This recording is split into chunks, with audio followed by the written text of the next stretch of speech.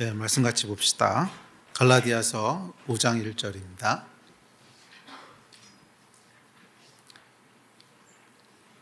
(5장 1절) 다 한 목소리 읽습니다. 시작. 그리스도께서 우리를 자유케 하시려고 자유를 주셨으니 그러므로 굳건하게 서서 다시는 종의 멍에를 매지 말라. 아멘. 25년의 마지막 주일인데요. 조금 이른 감은 있지만 작년에도 그랬듯이 26년도에 주시는 말씀을 오늘부터 나누려고 합니다. 2026년도에는 저희가 갈라디아서 말씀을 살펴보려고 하는데, 올해 주신 말씀의 주제는 새 영, 새 마음, 그리고 자유의 새날이라는 것입니다. 이것은 어쩌면 25년도 올해 한 해 동안 저희가 살펴봤던 히브리서에서 직접 이어지는 말씀인데, 하나님께서 우리와 새 언약을 맺으셨죠. 새 언약의 내용이 뭐냐면 새 영을 부으셔서 새 마음을 주시겠다는 거예요. 새 영을 부으셔서 새 마음을 주시겠다는 거예요. 그리고 히브리서가 쓰여졌던 때는 이제 구약에서 신약으로 넘어오는 초대교회 때죠. 그래서 새 영을 부으시고 새 마음을 주셨을 때 구약이라고 하는 한 시대가 끝나고 신약이라고 하는 새로운 시대가 시작됩니다. 그래서 새 영을 부으시고 새 마음을 주심으로 새로운 시대를 여셨던 그것이 이제 새 언약의 내용입니다. 성경은 이렇게 얘기합니다. 시작. 또 새 영을 너희 속에 두고 새 마음을 너희에게 주되 너희 육신에서 굳은 마음을 제거하고 부드러운 마음을 줄 것이며 또 내 영을 너희 속에 두어 너희로 내 율례를 행하게 하리니 너희가 내 규례를 지켜 행할지라. 아멘. 그러니까 이것이 이제 새 언약의 내용이죠. 새 언약은 우리 안에 새 영을 부으셔서 새 마음을 가지겠다고 하시는 거예요. 새 마음은 뭐냐면 굳은 마음을 제거하고 부드러운 마음을 주신다는 거죠. 그러니까 성경에서 마음이 굳다 하는 건 뭐냐면 하나님의 말씀에 잘 반응하지 않는다는 거예요. 뭐라고 하나님이 말씀하셔도 내 생각, 내 고집, 내가 원래 했던 생각대로 딱딱해진 마음을 바꾸지 않는다는 것이고, 부드럽다 하는 것은 하나님이 무엇이라고 말씀하시든지 내 안에 있는 마음을 이렇게 딱딱하게 굳은 채로 갖고 있는 것이 아니라 말씀하시는 것에 그때그때 민감하게 반응한다는 뜻입니다. 그래서 굳은 마음을 제거하고 부드러운 마음을 주시겠다고 하는 것은 이제 그런 마음을 주시겠다는 거죠. 그게 우리 지난주에 살펴봤던 성령의 탈레마입니다. 그래서 이제 그럴 때 우리는 육체의 열심으로 율법을 지키는 것이 아니라 자유와 기쁨 가운데 행하는데 그게 하나님을 기쁘시게 하는 그런 거라는 거예요. 그러니까 이 새날은 새 마음으로 열립니다. 우리의 마음이 새롭게 될 때 우리 앞에 이전과는 다른 날들이 열린다는 거예요. 그리고 이 새날은 모든 속박과 저주에서부터 자유케 되는 날입니다. 이게 새 언약의 내용이죠. 26년에는 이 새 언약의 내용들을 경험하고 누리는 한 해가 되기를 축복합니다. 개인적으로 뿐만이 아니라 공동체적으로도 그리고 민족과 국가적으로도 새날을 누리는, 자유를 누리는 그런 한 해가 되기를 기대합니다. 자, 이 갈라디아서에 대해 살펴볼 텐데 갈라디아서의 서론과 배경에 대해서는 내일부터 살펴보도록 하고요. 오늘은 새 영, 새 마음, 그리고 자유의 새날이라고 하는 우리 주제 구절에 대해서 함께 살펴보도록 하겠습니다. 이 복음의 본질은 여러분 자유입니다. 죄로부터의 자유, 속박으로부터의 자유, 죽음으로부터의 자유, 눈치 보는 삶으로부터의 자유. 그러니까 이 자유는 복음의 본질이에요. 그리고 창조의 본질이기도 합니다. 타락으로 인해서 잃어버렸던 창조 때부터 하나님이 부여하셨던 그 자유를 회복하고 다시 누리는 것이 복음의 본질입니다. 하나님께서 사람을 창조하시고 제일 먼저 하신 일은 자유를 주신 겁니다. 선악과. 그렇죠? 그러니까 선악과는 우리가 자유롭게 선택할 수 있는 그런 선택권을 주신다는 의미지요. 심지어 하나님까지도 우리가 선택할 수도 있고 안 할 수도 있고 그런 자유를 주신다는 거예요. 그러니까 하나님께서 사람을 창조하시고 제일 먼저 하신 것은 선악과를 주시면서 자유를 주신 것입니다. 이유가 있습니다. 왜냐하면 자유야말로 하나님이 창조하신 모든 창조의 기초를 이루기 때문에 그래요. 사랑, 우정, 선택, 책임, 삶의 의미 등 성숙한 인간의 모든 것은 자유에 기초합니다. 선택이 없는데 책임이라는 말은 무의미하고요. 책임이 없는데 성숙한 세상이 될 일은 없습니다. 잘 생각해 보세요. 자유가 주어지지 않았는데 책임을 어떻게 물어요? 나에게는 선택권이 없고 그냥 기계적으로 그렇게 할 수밖에 없어. 그래서 한 걸 가지고 책임을 물을 수는 없죠. 그리고 책임이 없는데 어떻게 성숙한 사회가 되겠어요? 책임이 없는 사회라고 하는 건 뭐냐면 그냥 아무거나 싸질러 놔도 나 몰라. 그래도 어떡할 방법이 없다는 거예요. 책임이 없으니까. 그러니까 이게 성숙한 사회가 되려면 하나님이 창조하신 것은 하나님의 형상, 그리스도의 장성한 분량까지 이루는 성숙함인데 이것은 책임이라는 게 없으면 불가능하거든요. 그런데 책임은 뭐가 있어요? 자유가 있어야 책임이라는 게 생겨요. 그러니까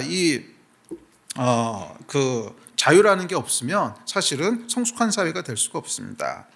이 공산주의나 전체주의 사회의 근본적인 맹점은 뭐냐면 책임 없는 사회예요.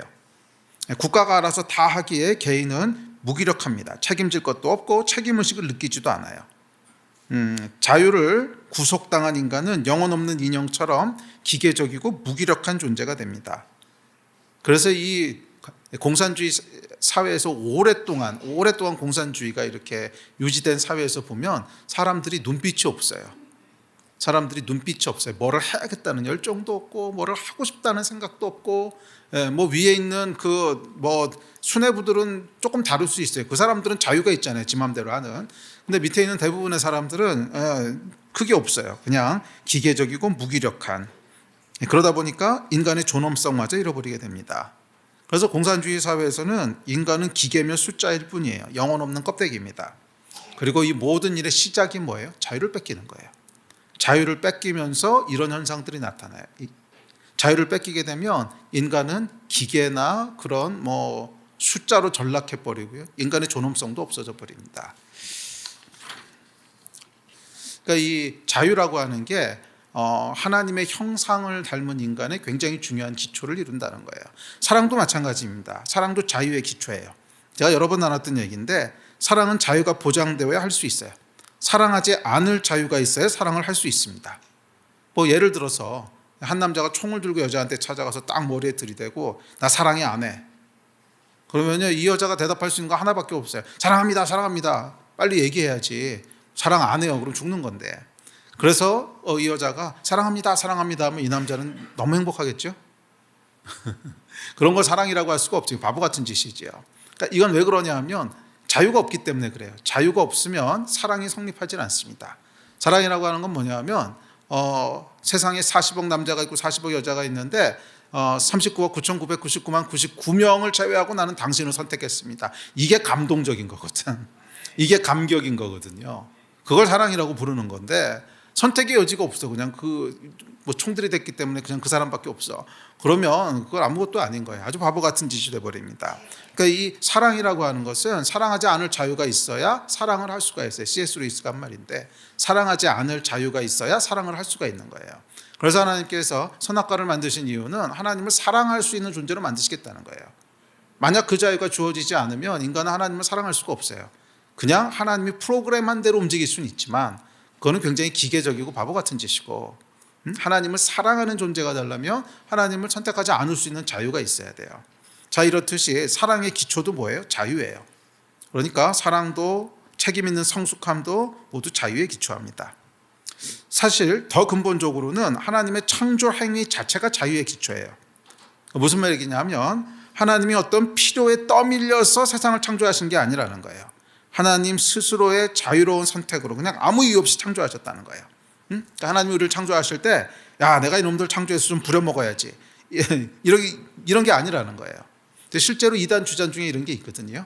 베레아라고 하는 이단이 뭐라고 주장하냐면 하나님이 사정이 있으셔서 인간을 창조하셨다고 얘기해요. 그러니까 처음에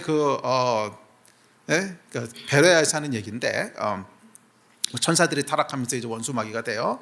그러니까 하나님이 얘네를 좀 어떻게 해야 되는데 그게 좀 여의치 않아. 그래서 세상을 창조해서 마귀의 일을 멸하기 위해서 창조했다. 이렇게 이제 시작을 합니다. 근데 이건 이단입니다. 아니요, 전혀 그렇지 않아요. 하나님은 스스로의 선택으로, 자유로운 의지로, 사랑으로 저와 여러분을 창조하신 거예요. 사랑이라고 하는 것은 이유는 아닙니다. 사랑은 자유로운 선택이기 때문에 하나님이 사랑으로 자유로운 선택으로 우리를 창조하신 것이지 사정이 있어서 창조하신 게 아니라는 거예요. 그러니까 하나님의 창조 행위 자체가 뭐에 기초합니까? 자유에 기초한다는 거예요. 여기서 더 본질적으로 들어가면 자유는 영의 기초입니다.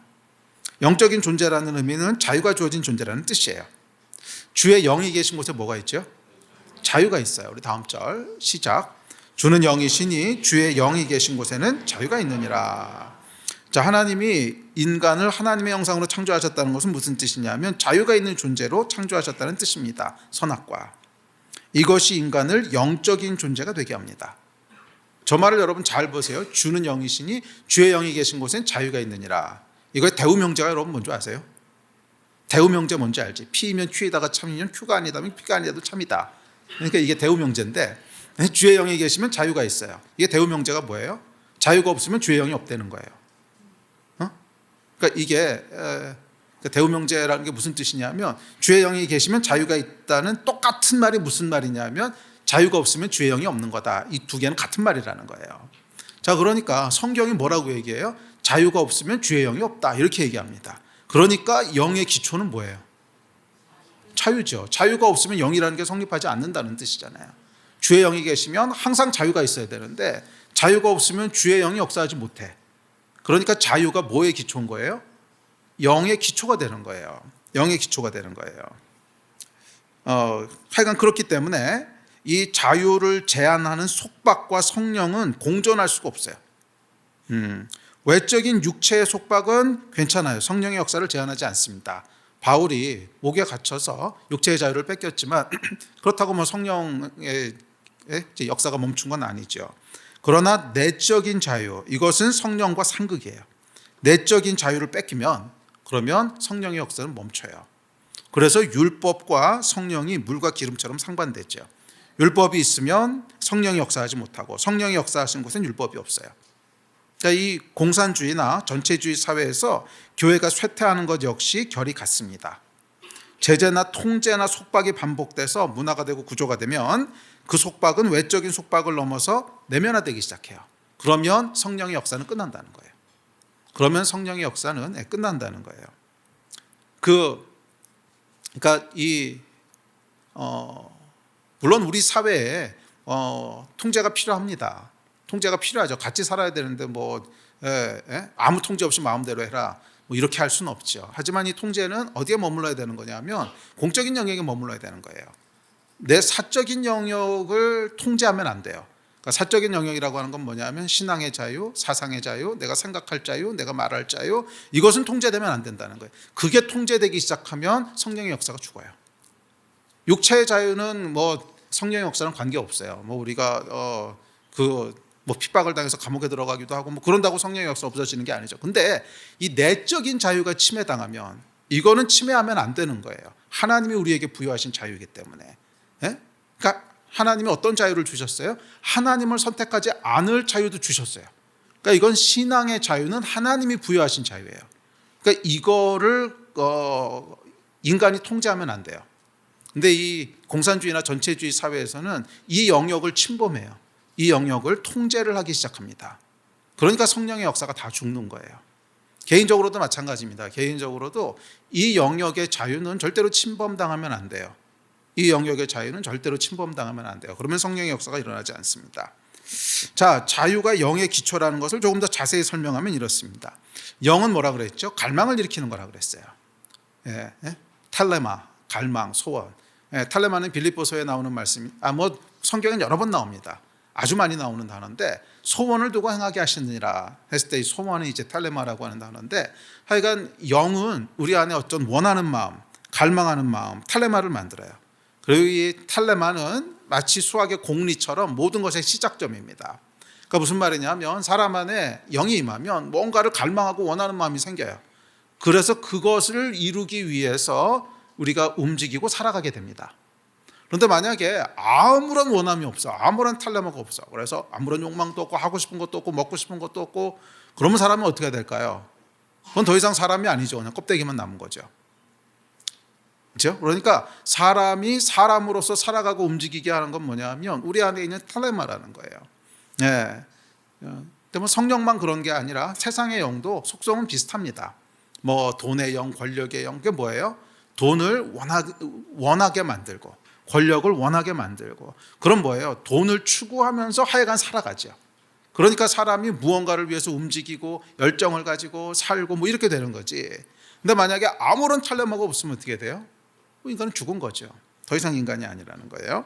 자, 그래서 애가 성령도 우리 안에 거하시면 이제 거룩한 열망을 만듭니다. 원래 하나님이 인간을 창조하셨던 그 모습, 그 열망을 가지게 돼서 그렇게 살아가고 싶어요. 그래서 성령이 만들어내는 탈레마가 뭐냐면 사랑과 기쁨과 화평과 충성, 온유, 절제, 자비로운 마음, 이런 마음들을 이제 만들어낸다는 거예요. 그래서 그거를 막 추구하고 싶어져요. 그래서 원래 하나님이 창조하신 삶들을 살아가게 되는데, 만약에 자유가 없으면 어떻게 돼요? 갈망은 일어나는데 그렇게 할 수는 없어. 자유가 없으니까. 그 얘기는 뭐냐면 이 엔진이 막 돌아가긴 합니다. 이제 탈레마가 들어와가지고서 막 엔진은 돌아가는데 바퀴는 못 굴러가. 바퀴가 꽉 묶여 있어. 그러면 아무리 돌아가도 차는 못 나가는 거잖아요. 그럼 다 꽝이죠. 그래서 갈망이 아무리 부어져도 그 갈망의 방향으로 움직이지 못하면 그러면 영의 역사는 죽어버려요. 그러면 영의 역사는 죽어버립니다. 주의 영이 계신 곳에 자유가 있다는 말은 자유가 없으면 주의 영이 죽는다는 거예요. 대우명제.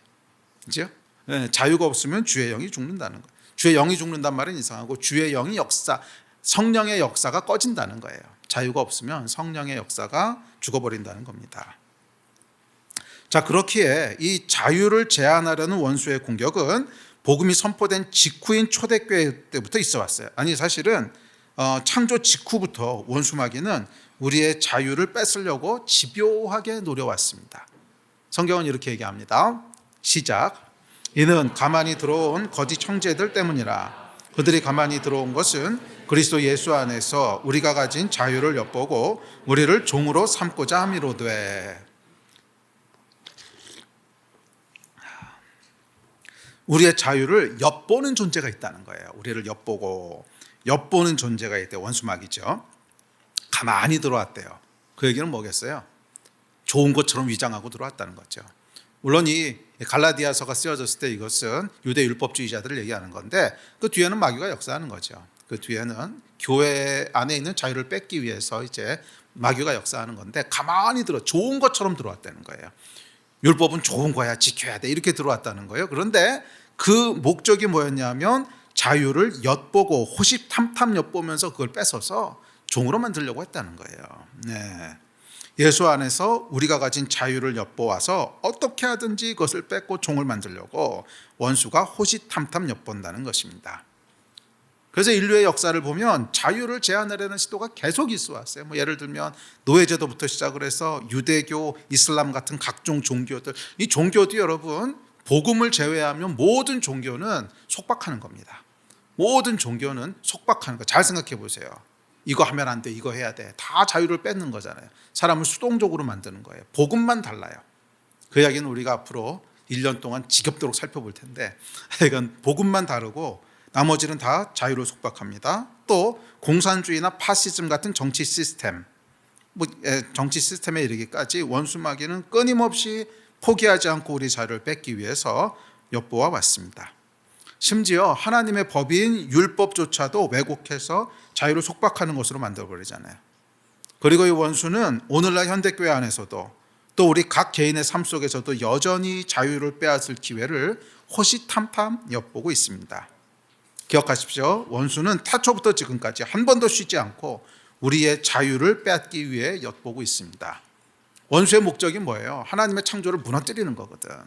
그런데 하나님의 창조를 무너뜨리려면 가장 밑에 있는 기초가 되는 거 하나만 탁 망가뜨리면 되는 거예요. 그게 뭐라는 거예요? 자유라는 거예요. 자유.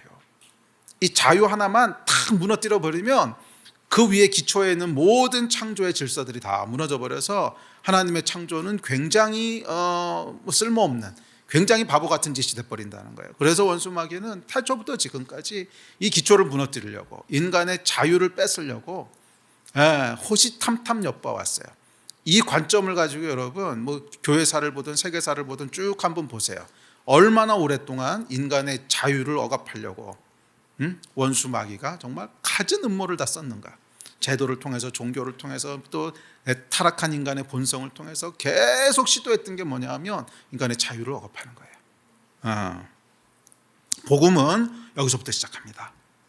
복음은 뭐냐 하면 원수에게 빼앗겼던 자유, 그래서 꽁꽁 묶여버린 속박의 사슬을 끊고 자유를 되찾아 누리는 거예요. 이게 복음입니다.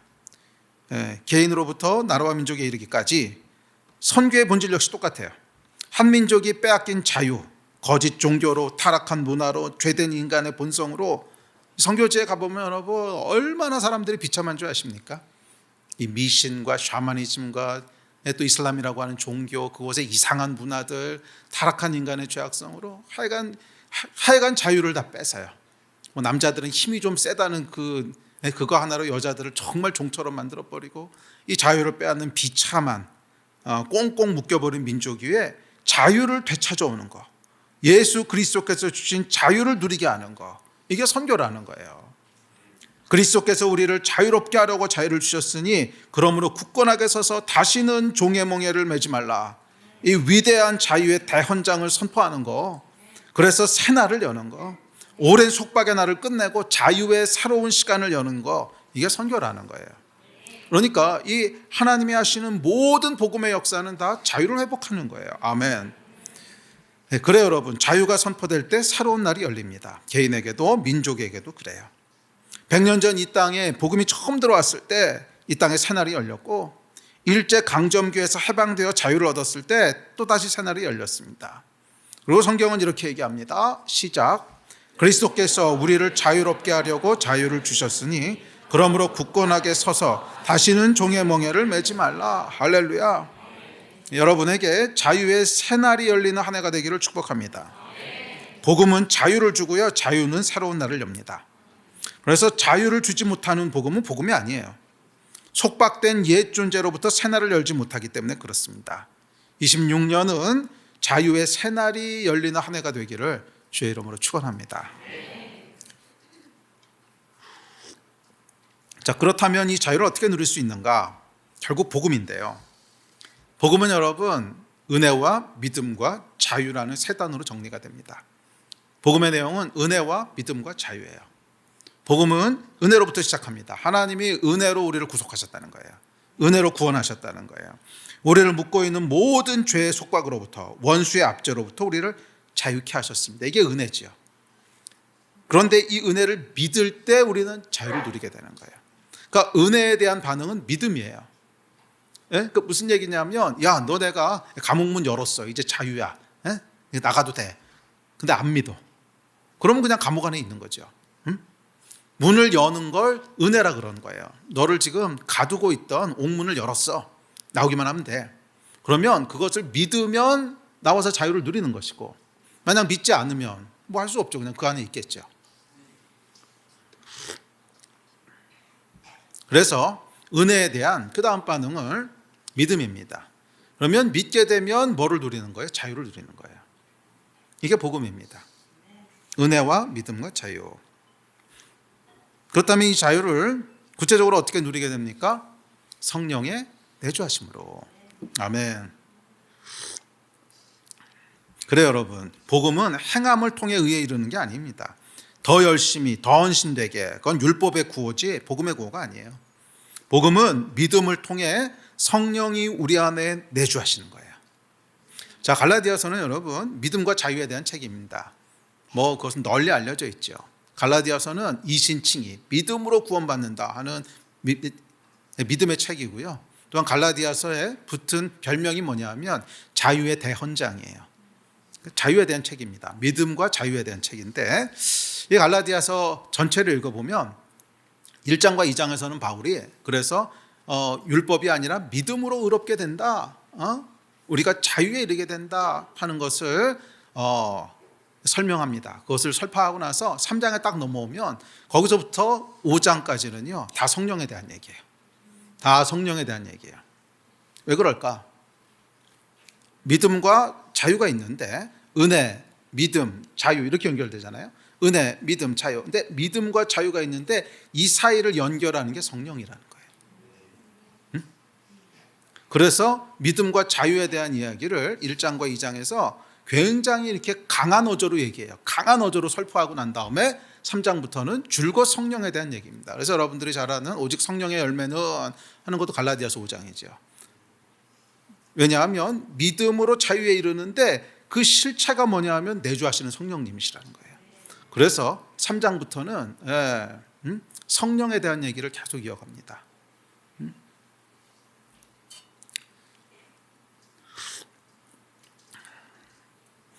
너희가 성령을 받은 것은 율법 행위로냐 아니면 듣고 믿음으로냐? 그러면서 시작하죠. 너희가 성령을 받은 것은 믿었을 때 아니냐? 율법 행했다고 성령을 받았냐? 근데 왜 성령 받은 걸 얘기해요? 그게 결국 자유로 연결되는 거니까 이 얘기를 하고 있습니다.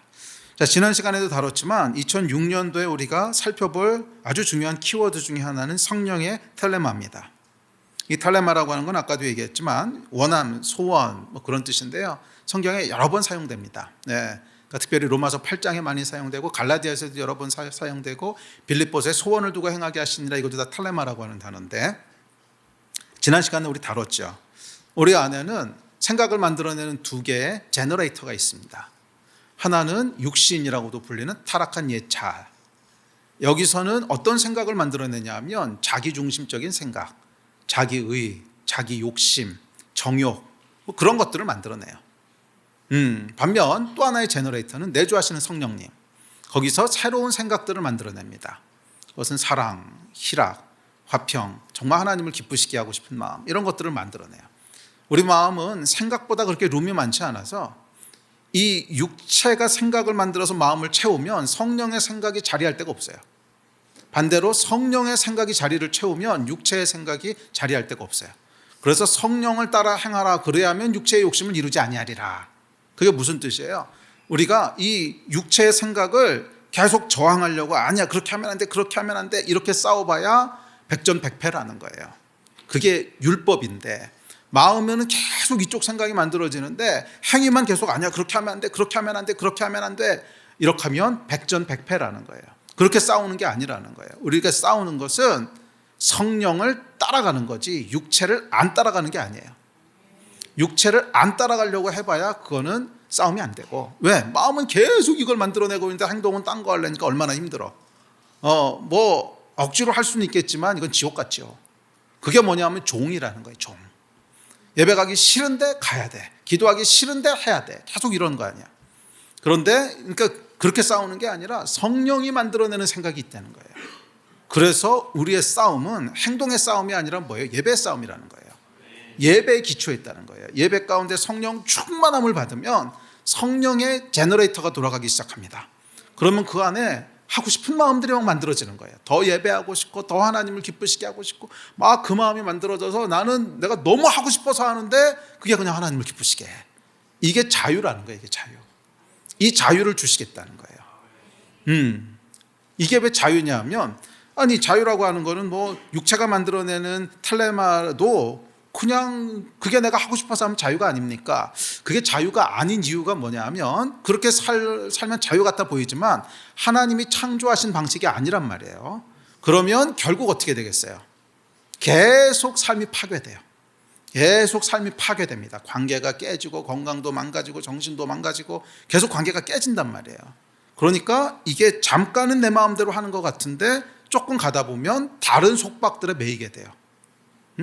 그렇죠. 인생이 파괴되니까 뭐에 중독되기도 하고, 또 정신적인 결핍을 겪기도 하고, 사람과의 관계가 망가지기도 하고, 그러면서 다른 속박에 더 이렇게 올무에 걸린 것처럼 망가진단 말이에요. 이게 자유가 아니라는 거예요. 자유는 내가 하고 싶은 거대로 했는데, 맞아, 그게 자유 출발인데 결과적으로도 점점 자유해져야 돼요. 그것은 하나님이 창조하신 길로 가는 수밖에 없어요. 원래 창조의 계획대로 가야 돼요. 그래서 성령께서 만들어내시는 텔레마를 쫓아갈 때 우리가 하고 싶은 걸 한다는 건 똑같을 수 있어요. 육체의 텔레마를 쫓아가나 성령의 텔레마를 쫓아가나. 근데 한 스텝만 더 나가보면 여기는 올무에 걸리게 되고 이쪽은 점점 더 자유해진다는 거예요. 그래서 자유에 이르는 유일한 길이라는 거예요. 성령을 따라 행할 때. 아멘. 자, 이 이야기는 26년 한 해 동안 계속 반복적으로 살펴볼 겁니다. 하여간 하나님을 더 섬기고 싶고, 하나님께 더 순종하고 싶고, 더 하나님을 기쁘시게 하고 싶은 마음이 성령 안에서 누리는 자유입니다. 그래요, 여러분. 그래서 새 영이 부어지면 새 마음이 만들어져요. 새 영이 부어지면 다른 마음이 만들어져요. 막 그전에는 내 욕심을 쫓아서 그 정욕과 욕심과 자기의와 막 그런 거를 원하고 추구하던 마음에서 새 영이 부어지면요, 다른 걸 추구하고 싶어져요. 더 하나님을 기쁘시게 하고 싶고, 더 하나님 말씀대로 살고 싶고, 더 예배하고 싶고. 새 영이 부어지면 새 마음이 만들어져요. 그리고 새 마음이 만들어질 때 비로소 우리는 자유의 새로운 날을 누리게 돼요. 새 날이 열립니다. 이게 26년도에 기대하는 바입니다. 아멘. 자, 이것은 개인적으로뿐만 아니라 공동체적으로도 그래요.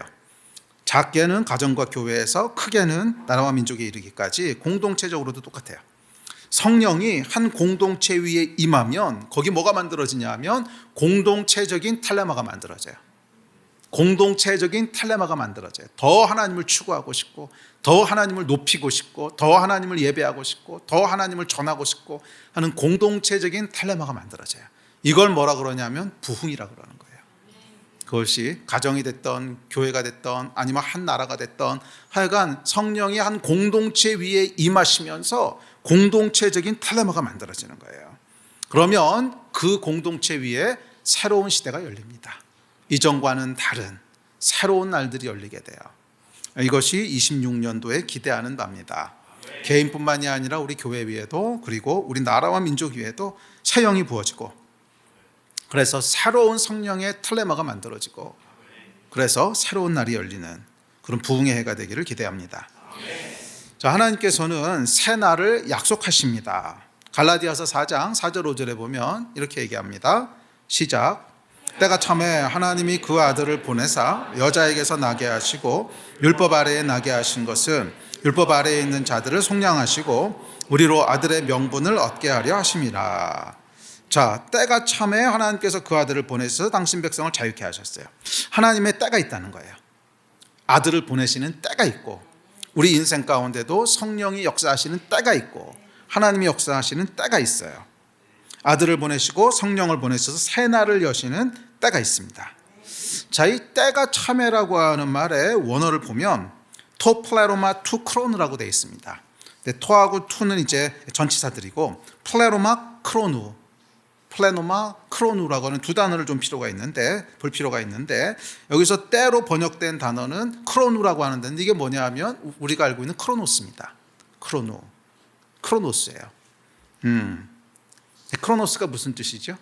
시간이란 뜻이에요. 참회는 플레로마인데 이는 충만한, 완전한 분량이 채워졌다, 만땅이다, 이런 뜻입니다.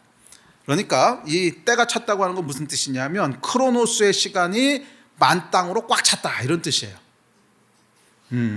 자, 흥미로운 것은 하나님께서 인류를 구원하시려고 예수 그리스도를 보내시는데 그 타이밍이 하나님의 주권적인 시간인 카이로스가 아니라 충만해진 크로노스라는 거예요.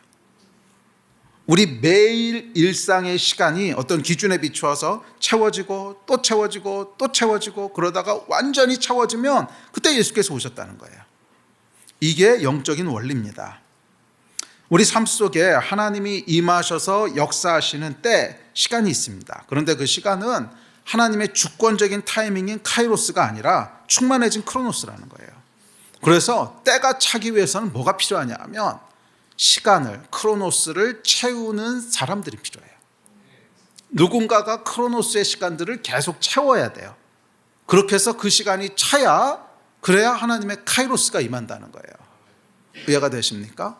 그래서 구약에도 보면 이 때를 채우는 사람들이 있어요. 아브라함으로부터 시작한 크로노스의 시간이 흘러갑니다. 모세가 등장해서 아브라함이 약속하셨던 이스라엘 민족을 이룹니다. 여호수아가 약속의 땅을 정복하고 다윗이 약속의 왕국을 세웁니다. 그리고 선지자들이 등장하고 다니엘과 에스더가 등장하고 에스라와 느헤미야가 등장해서 크로노스의 시간을 채워가요. 그 시대에 하나님이 원하시는 그 시간들을 하나씩, 둘씩, 1년, 2년, 5년, 10년, 30년, 다니엘은 80년 그 시간을 채워가는 거예요. 그러다 드디어 그것이 충만하고 완전하게 채워지면 때가 차는 거예요. 토플라로마 투크로누, 때가 참해. 그때 예수께서 이 땅에 오셨어요. 이것은 하나님의 때에 대한 새로운 이해를 줍니다. 하나님의 때라고 하는 것은 이거 하나님의 주권이야. 그럼 하나님의 카이로스니까 하나님이 알아서 하시는 거야. 하나님의 주권적 시간이니 우리는 그냥 기다리면 하면 돼. 이게 아니라는 거예요. 공식이 있어요. 카이로스 이퀄 크로노스의 시간이 차는 거예요. 그러니까 꽉 찬 크로노스의 시간 이퀄 카이로스라는 거예요. 그러니까 이게 랜덤하게 하나님께서 아무 때나 지금이 주권적인 내 타이밍이야 이렇게 하시는 게 아니라 하나님의 카이로스가 분명히 있어요. 주권적인 시간이 있는데 그것은 크로노스가 꽉 채워지는 거예요. 그래야 하나님의 주권적인 시간이 온다는 거예요. 이해되십니까? 네. 하나님의 카이로스는 누군가에 의해서 크로노스의 시간이 충만하게 채워졌을 때 믿음의 삶을 통해서 매일의 일상을 통해서 크로노스의 시간이 채워져 충만함에 이르렀을 때 그때 비로소 하나님의 카이로스가 됩니다. 때가 참에. 아멘. 자, 이것은 개인의 삶 속에서도 똑같아요. 우리 삶 속에 언제 하나님의 역사가 임합니까? 때가 찼을 때. 예. 플레로마 투 크로노. 때가 찼을 때. 그때 하나님의 역사가 일어나는 거예요. 매일의 삶 속에서 나에게 약속하신 그 약속을 믿으며 하루하루 크로노스의 시간을 채워갈 때 보이는 것이 없고 들리는 것도 없고 응답이 더딘 것 같아도 한결같이 그 크로노스의 시간을 하루, 일주일, 한 달, 1년 채워나갈 때 어느 순간 크로노스가 충만하게 채워집니다. 완충이 돼요. 그리고 그때 바로 그때 하나님의 역사가 임한다는 거예요. 그때가 카이로스의 때라는 거예요. 그리고 이 역사는 아무 전조 증상 없이 호련히 갑자기 일어납니다.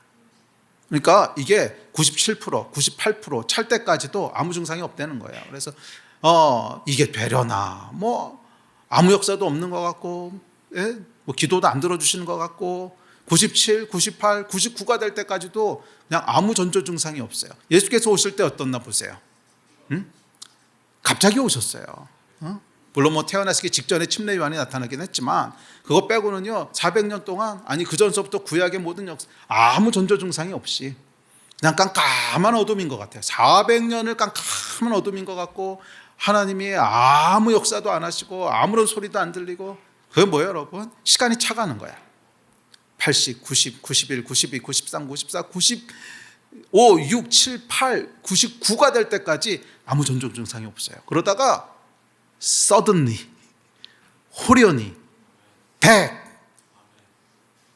꽉 차는 순간 플레로마 투 크로노, 때가 찬 호련히 예수 그리스도께서 이 땅에 오십니다.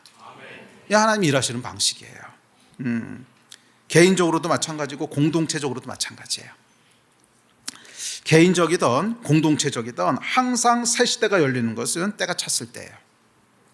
한 시대 속에서 그 시대의 역사적 사명 또는 그 시대가 감당해야 되는 어떤 사명들이 있는데 누군가가 그것을 충성되게 감당하면서 아무 징조도 안 보이고 기도응답도 더딘 것 같고 하지만 그냥 믿음의 자리에서 약속 붙잡고 하루, 일주일, 한 달, 1년, 10년 다니엘은 어떻게? 80년 그 시간을 누군가가 채워가는 거예요.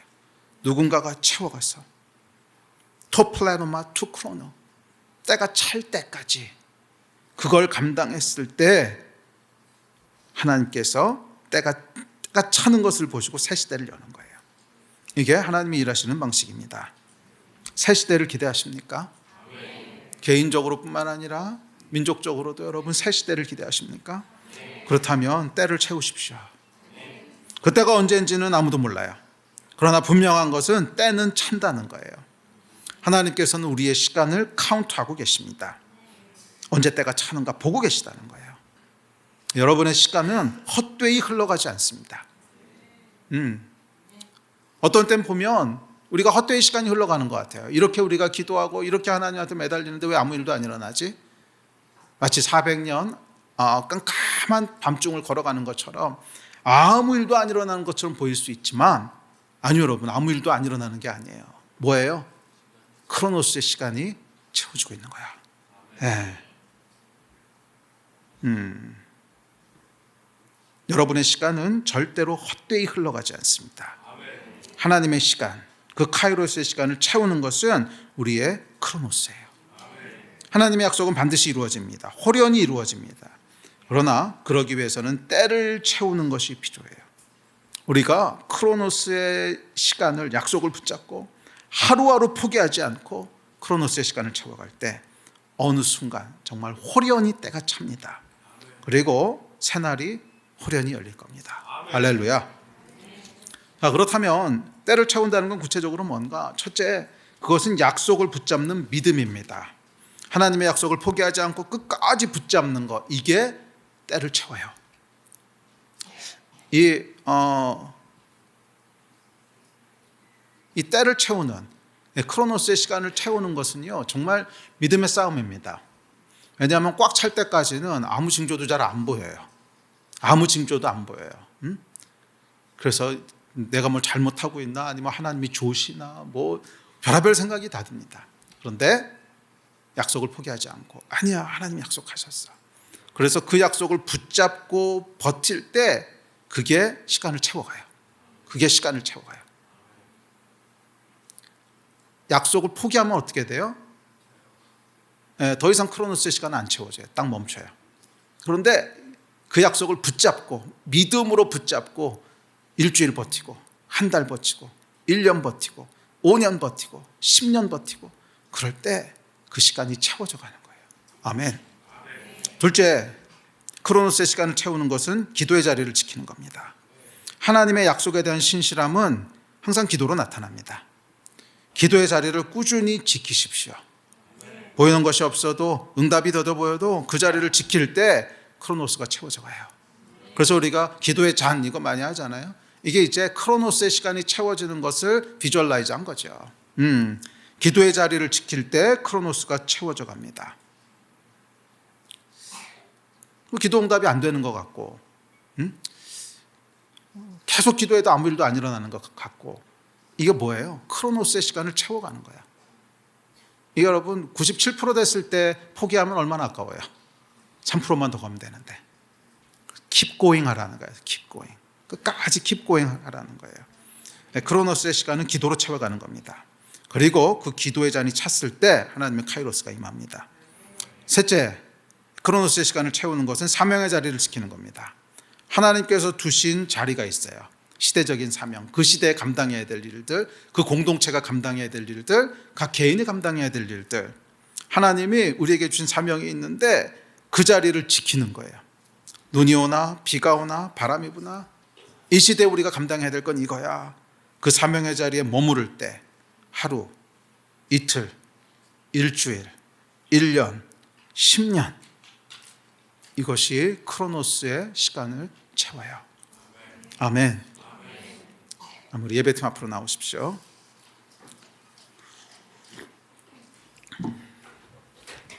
그리고 이렇게 때가 찼을 때 하나님께서 당신의 아들을 보내셨습니다. 아들을 보내시는데 여자에게서 나게 하시고 율법 아래서 나게 하셨대요. 무슨 뜻이냐면 우리 삶 한가운데로 들어오셨다는 거예요.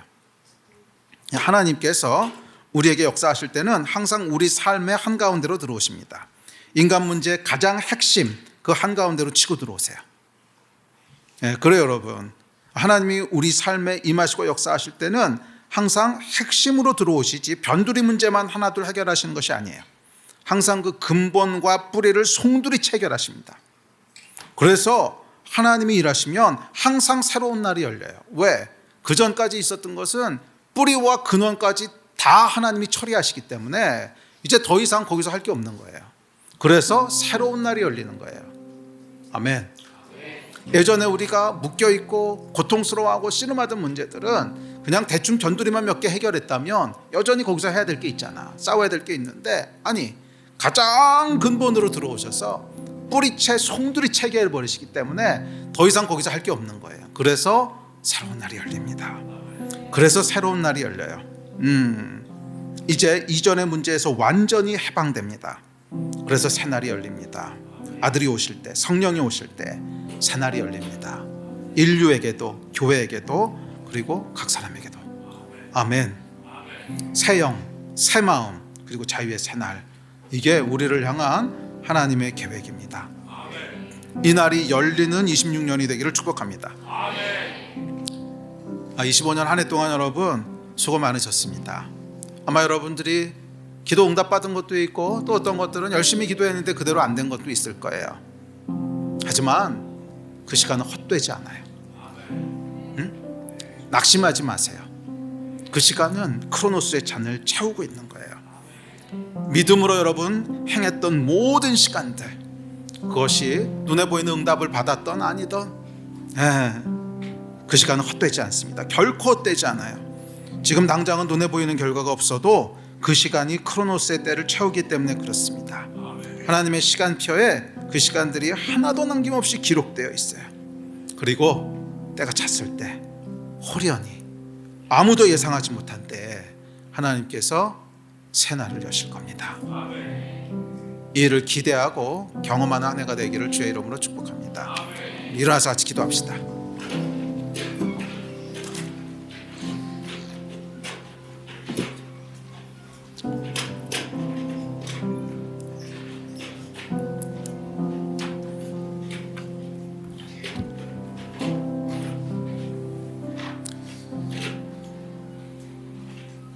새 영이 임하고 새 마음이 부어질 때 새 날이 열립니다. 우리 다가오는 한 해 동안에 새 영이 부어지는 역사를 위해서 기도합시다. 그리고 크로노스의 시간이 채워지도록 기도합시다. 하나님, 우리가 충성되게 자리를 지키며 이 시간을 채우겠습니다. 때가 참에 하나님의 역사가 임할 줄 믿습니다. 때를 채우는 사람들이 되기를 원합니다. 하나님, 믿음으로 기도로 사명의 자리에서 때를 채워가는 자들이 되기를 원하오니 하나님의 시간이 차게 하여 주시고 새날을 시작하여 주십시오. 이 마음 가지고 우리 한번 기도합시다. 기도하실 때 주여 세 번 크게 부르짖고 하나님 역사하여 주십시오. 이 마음 가지고 한 마음으로 기도하시겠습니다. 주여